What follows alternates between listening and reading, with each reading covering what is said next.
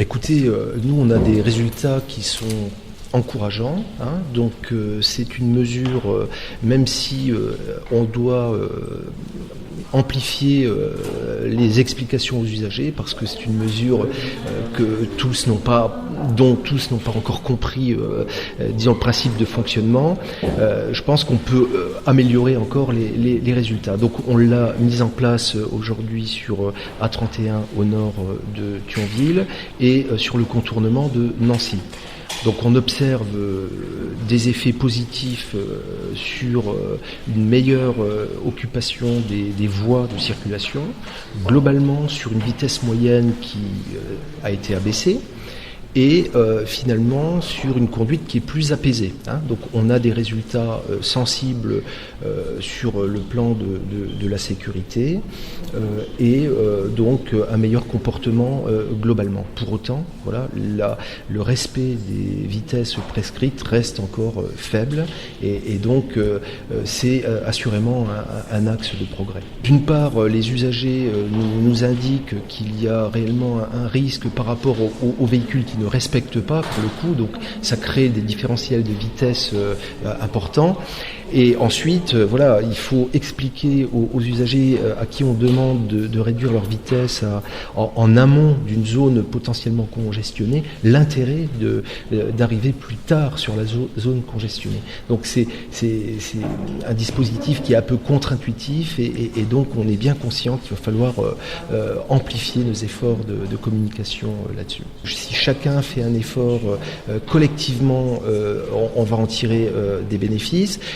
Et puis on peut l'expliquer très simplement, rouler moins vite, c'est arriver moins rapidement sur la zone à problème, c'est arriver moins nombreux sur la zone à problème, et c'est donc se donner des chances que le débit sur cette zone va être compatible avec la capacité de l'infrastructure. Quand on commence à être dans les seuils de congestion, les usagers ont tendance à utiliser la voie de gauche en pensant que ça va aller plus vite, ce qui n'est pas le cas, et ça réduit considérablement la capacité, puisqu'on n'utilise pas les deux voies, donc le débit qui peut transiter est réduit.